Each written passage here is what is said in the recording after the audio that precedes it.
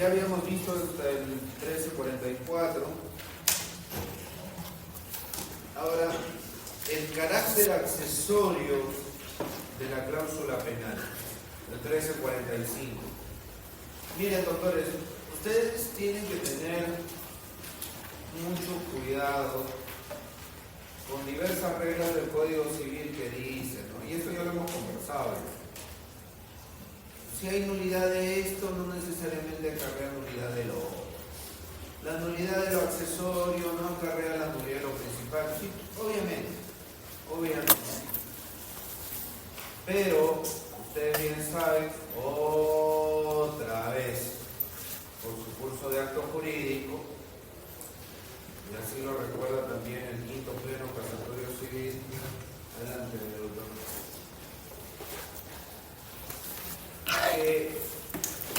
Nosotros, cuando analizamos un negocio, tenemos que chequear bien el fin práctico que se persigue, ¿no? La finalidad práctica que se busca alcanzar. Entonces, acá, ¿cuál es el fin práctico? Puede ocurrir, escuchen bien, que en el caso concreto, en el caso práctico que se tenga, una cosa que en general, en abstracto, puede ser algo secundario, en general, en abstracto, en el caso concreto, puede resultar esencial. Puede suceder, vamos a decirlo en otros términos, que las partes hayan celebrado su negocio jurídico solo, ojo con esto, solo porque va a haber una penalidad. Si no, no lo celebra. Un ejemplo sería el arrendamiento. Yo soy un arrendador, yo tengo una propiedad, la voy a dar en alquiler. Luego de conversar con 3, 4 candidatos, me quedo con 2 y al final uno de ellos no se complica en pagar una penalidad. Señor, por cada día que no le devuelva el predio, luego del vencimiento del contrato, luego de que el contrato se resuelva, le va a pagar $100 diarios.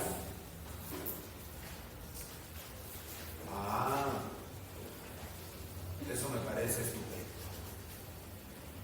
Solo por eso voy a celebrar el contrato contigo. Entonces, ahí realmente es justo decir, la penalidad es algo accesorio. Ahí no. Ha resultado ser esencial. La razón de la celebración del negocio. En ese caso concreto, la penalidad deviene en un ventrículo, por decirlo así, del corazón del negocio. En ese supuesto, si algo le pasara a la penalidad, se cae toda la operación.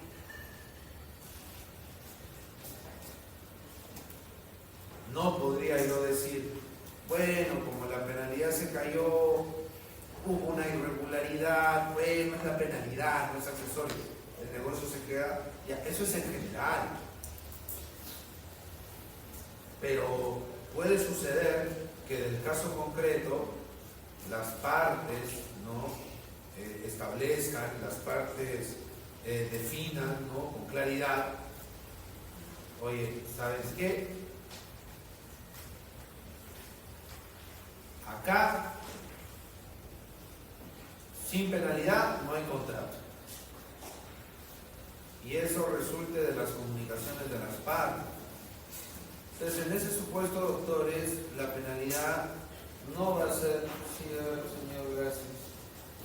La penalidad no va a ser algo accesorio. Allí no vamos a aplicar el 1345.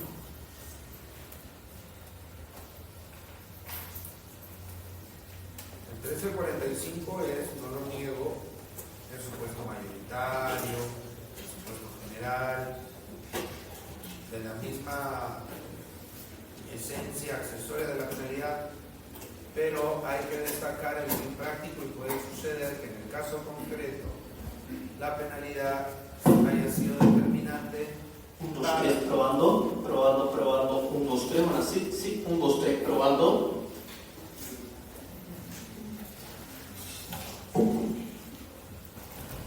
Ya, señoras. Puede haber sucedido que la penalidad haya sido fundamental e indispensable para la celebración del negocio. ¿De acuerdo? ¿Ya? Entonces, allí yo no voy a aplicar el 1345. El 1345 no es una regla de aplicación absoluta. ¿Me hay que entender? ¿Está claro?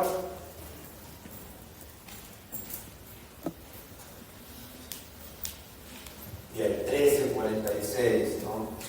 Una de las reglas más, quizá la más interesante de todo este capítulo del libro sexto. La reducción de la penalidad. Señor juez, la penalidad es muy grande. Señor juez, mucha penalidad. Es un abuso. Dice el juez, a solicitud del deudor, puede reducir equitativamente la pena cuando sea manifiestamente excesiva o cuando la obligación principal hubiese sido en parte o irregularmente cumplida.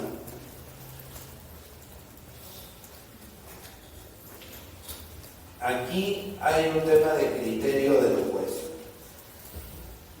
pero yo quisiera destacar acá dos cosas. Aquí el 1346 establece un adverbio, ¿no?, que está condicionando ahí un adjetivo. O sea, la penalidad tiene que ser no excesiva, o sea, no basta con que la penalidad sea excesiva, doctor. Tiene que ser manifiestamente excesiva. Yo sé que eso es discutible, opinable y que estos son términos vagos, eso no está en discusión. Hay dos supuestos que en la penalidad, porque muchas veces se dice, cuando es manifiestamente excesiva se reduce como si fuera un solo supuesto, cuando el rigor de verdad no es así.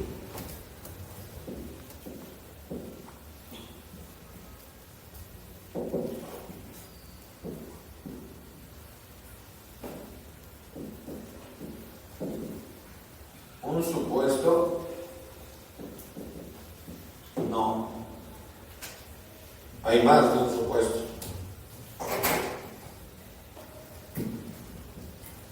Primero, manifiestamente excesiva. Ese es un supuesto.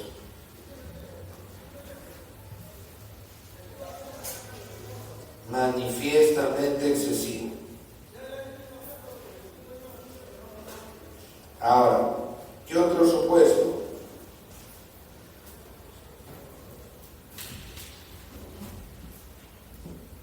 Pago parcial, o si tú quieres, cumplimiento parcial de la deuda, o también un cumplimiento defectuoso.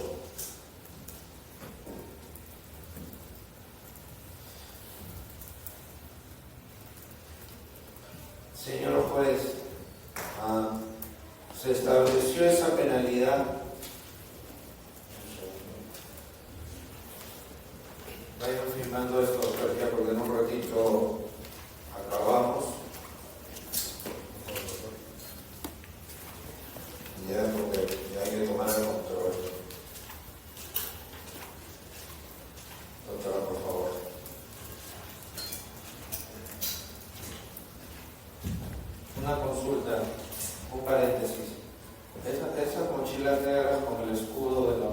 universidad? ¿Es en ingeniería industrial o dónde es? ¿En rifa? No. ¿Se va a elevar? Al ingresar nos dan la Al ingresar. Por ser cachimbo. No lo venden. no quiero amiguiza por ahí. Voy a preguntar. Pues la facultad, no la universidad. Yo voy a decir al profesor Félix, a ver si. No, de repente le sobra una por ahí. Está bacán, está bacán. Yo tengo mi pollo de cachimbo todavía, está despintado. Ya, bueno, regresando. Entonces, yo puedo decirle al juez, señor juez, esa penalidad se justifica en caso, caramba, de un incumplimiento total. Si yo no cumplo o incurro en incumplimiento total, esa penalidad, caramba, tiene sentido. Pero resulta que yo ya hice algo de la prestación. Yo he cumplido en parte, ¿no? O cumplí a medias o de forma imperfecta, pero he satisfecho en parte el interés del acreedor. Como he alcanzado a satisfacer en parte el interés del acreedor, pucha, que me aplique la misma penalidad como si no hubiera cumplido nada, es una injusticia a todas luces. Sería una suerte de abuso del derecho por parte del acreedor. Entonces, señor juez, una bajada, ¿no? Una reducción, ¿no? Adelante, buenas tardes, adelante, por favor. Entonces, señor juez, redúzcalo, por favor. Que no se mantenga así porque resulta pues injusto, ¿no? O sea, si yo no hubiera cumplido nada, gracias. Si yo no hubiera cumplido nada, yo entendería, ¿no? Pagar la penalidad completa. Pero como yo he cumplido parcialmente, gracias. Como yo he cumplido parcialmente, a medias, aunque sea de forma imperfecta, un descuento. Esa es la lógica. Y va a depender del criterio del juez. ¿Hay fórmula? No hay, lo siento, no hay. Lo que hay algunos ejemplos en la jurisprudencia, ¿no? Por ejemplo, en contratos de alquiler, la Corte de Lima ha reducido penalidades cuando se ha hecho procesos de obligación de dar por pago de rentas. Ya, la penalidad. ¿Y cuánto es la penalidad? 1 mes por cada día de demora. Oye, eso es estratosférico. ¿Cuánto era la mensualidad? 1.500 soles. Y 1.500 soles por cada día. No, se ha sabido demasiado. Pero miren, aquí yo quisiera que noten algo. Cuando el deudor dice, señor juez, yo he satisfecho en parte el interés del acreedor, ahí tengo derecho a reducir. Pero ojo, quiero que noten algo que emerge de la propia letra de la ley, ¿ya? Si el acreedor, yo como deudor, si el acreedor me ha resuelto el contrato, o sea, si resulta claro que esa prestación a medias no les sirve o la está rechazando, estoy en una situación prácticamente similar a un incumplimiento total. Si el acreedor me ha resuelto el contrato y se sustenta más o menos que lo que yo he hecho no le sirve, yo no voy a estar pidiendo reducción. ¿Cuánto tiene sentido la reducción por ese supuesto? Cuando el acreedor, voy a ponerlo en sencillo, cuando el acreedor coge esa prestación defectuosa. Entonces, sobre esa base es que yo como deudor satisfecho parcialmente el interés del acreedor. El acreedor se ha aprovechado, renegando, reclamando, ya no lo niego, pero de forma imperfecta yo he satisfecho ese interés. Ha utilizado en parte la prestación, entonces me acojo a esto. Otro supuesto es que la penalidad en sí misma, muy al margen de un tema de si cumplió o no cumplió de forma defectuosa, un tema distinto es, oye, esta penalidad en sí misma es estratosférica, por decirlo de alguna manera. Entonces, ese es el supuesto de que por cada día de renta le pone un mes, por cada día de demora, en la devolución. 1.500 soles al día, siendo que la renta es de 1.500 soles.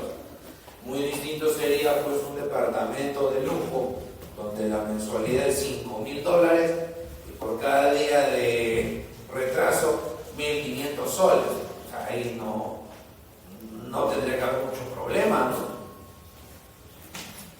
Es una pequeña fracción de la renta. Si el contrato, digamos, ¿no?, tiene como cuantía 100.000, ponerle una penalidad pues de 1 millón, 2 millones, o sea, es exagerado. Pero nuevamente, si bien tenemos que diferenciar estos supuestos, tenemos que ser conscientes de que de todas maneras no dejamos de estar en un plano donde entra a tallar ¿qué cosa? La vaguedad del lenguaje. ¿De acuerdo? Evago. Profesor, pero no nos deja muchas inseguridades. Lo que pasa, doctores, es que, nosotros tenemos que ser conscientes, y aprovecho para mencionarlo ahora, nosotros tenemos que ser conscientes que en pleno siglo XXI ya unos meses y se acabó la cuarta parte del siglo XXI. Ya se fue un cuarto de siglo, doctores, en unos meses.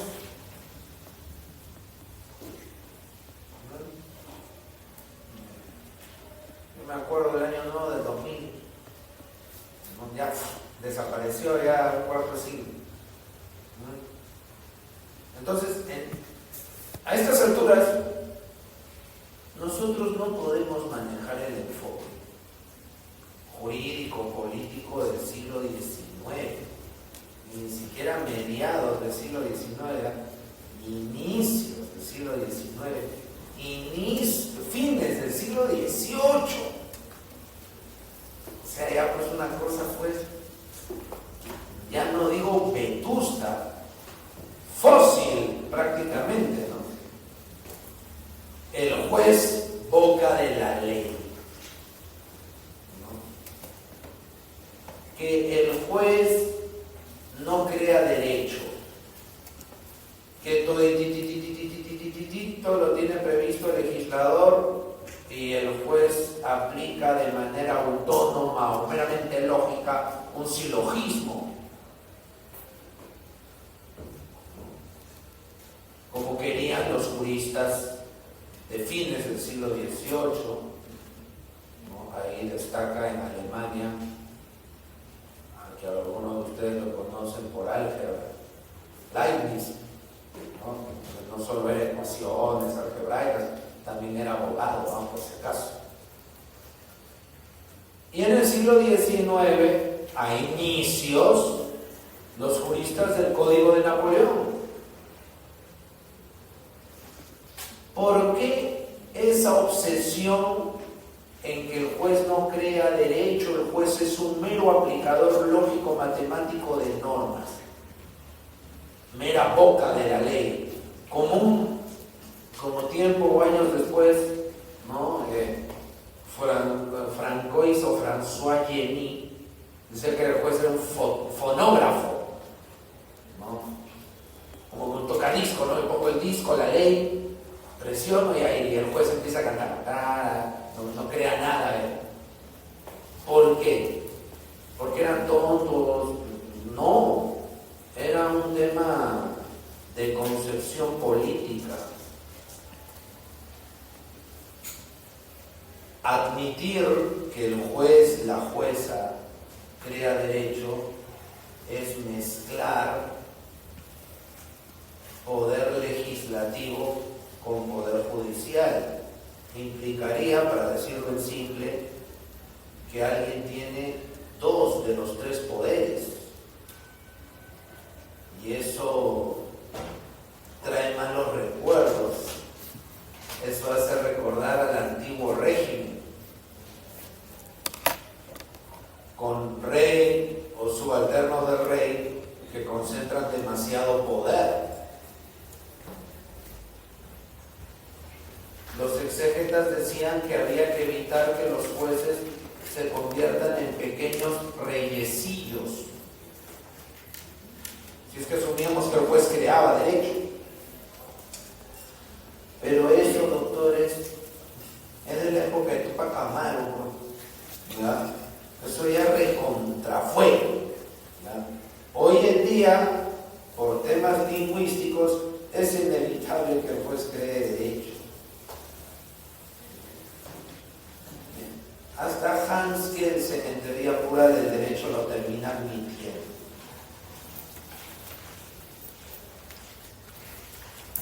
O sea, el juez con su criterio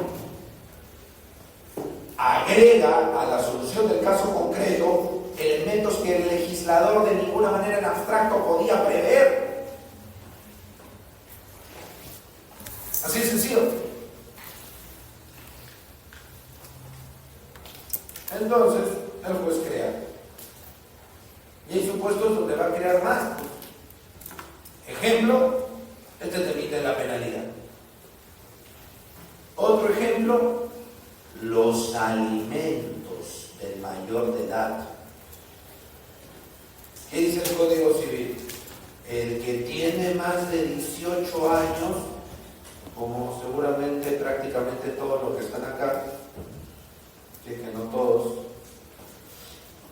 salvo que alguien haya ingresado o se haya escapado del colegio para ingresar, no sé.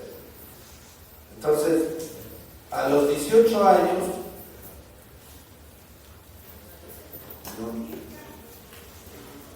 ya no tiene la mayoría de edad, y hasta los 28 puede solicitarle alimentos a su papá y a su mamá, siempre y cuando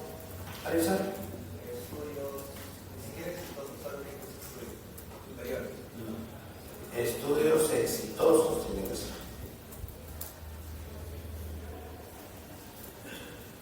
Exitoso. ¿Qué es eso? Promedio 20. Mucha profe, nadie. Promedio 11.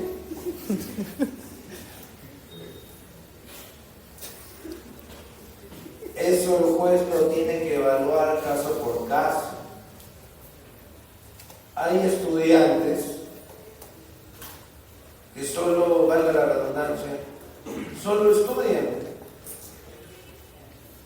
Su papá, su mamá le mantienen. Y es una amplia mayoría. Porque que me digan, no, la gran mayoría trabaja y estudia en los primeros años, no se cuenta. Es un porcentaje minoritario. Entonces, mientras el estudio sea exitoso, eso depende de muchos factores. No es lo mismo el estudiante que solamente se dedica a estudiar que aquel que también trabaja. No es igual. No es igual.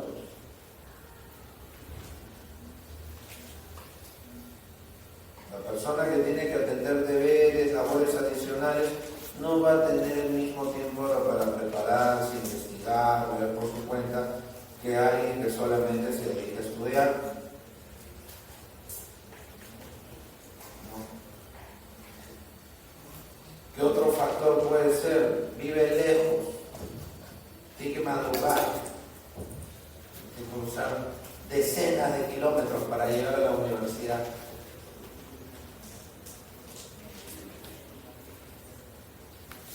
Hay una serie de variables. ¿Qué pasa si ese hijo mayor de edad tiene un compromiso? ¿Qué pasa si tiene alguna discapacidad? Habrá que ver el tipo de discapacidad. Hay que ver la carrera. ¿Y dónde está estudiando? No, pero es la verdad. El juez va a tener en cuenta todo eso. No puede fijarse, no, tanta nota, eso es relativo.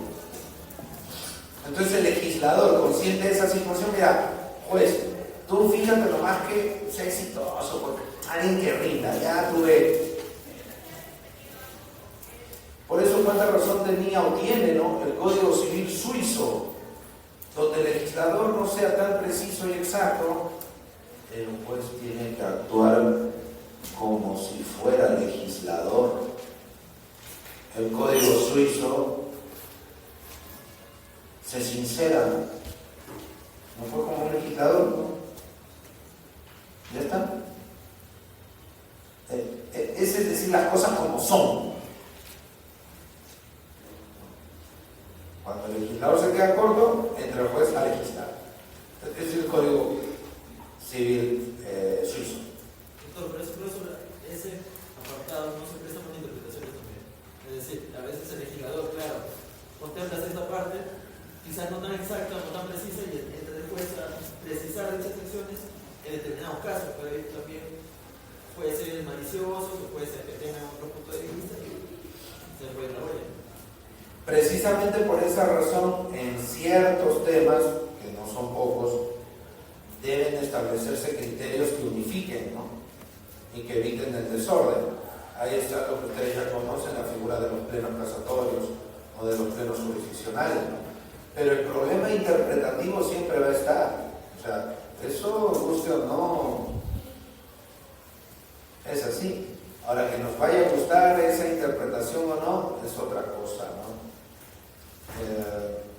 Hay cosas más o menos opinables, pero casi todo es opinable, por decirlo de alguna manera, ¿no?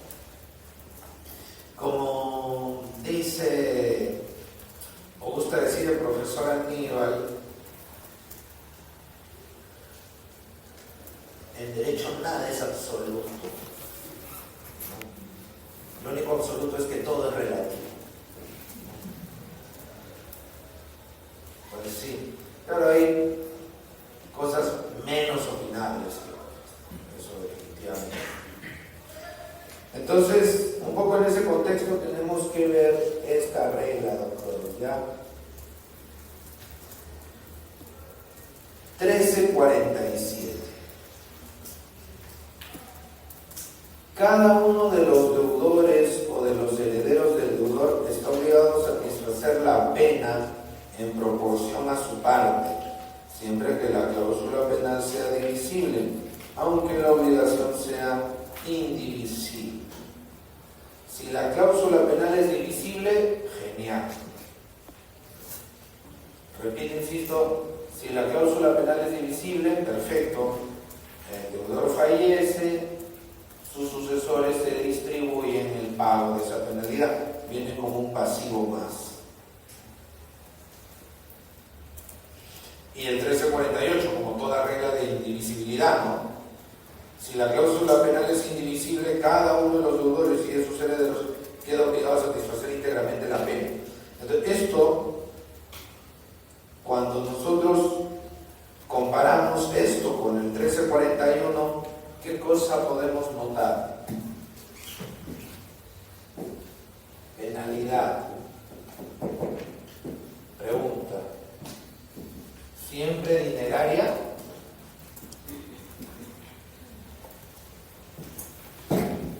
¿Qué dice? ¿Siempre dineraria? ¿Siempre dineraria o no? No. Ahora, yo le soy sincero, yo nunca he visto, aunque recuerdo, una penalidad no dineraria. La aplastante mayoría de penalidades es plata. Y si es plata, ¿qué resulta frente a los sucesores o herederos del finado? ¿Divisible o indivisible? Si es plata, divisible, muy bien. Pero si consiste, como ya hemos conversado, ¿no?, como entregar un caballo, la penalidad, ya si no cumples con esto, vas a entregar un caballo de carrera. No cumplió, tiene que entregar el caballito de carrera, pero el deudor murió, ¿no? El deudor, ¿quién viene? Los sucesores del deudor. Aplico la regla de las indivisibles, ¿no? Porque obviamente un deudor no va a estar dando las patas, otro la cabeza, si es un caballo de carrera o un caballo de paso, por ejemplo.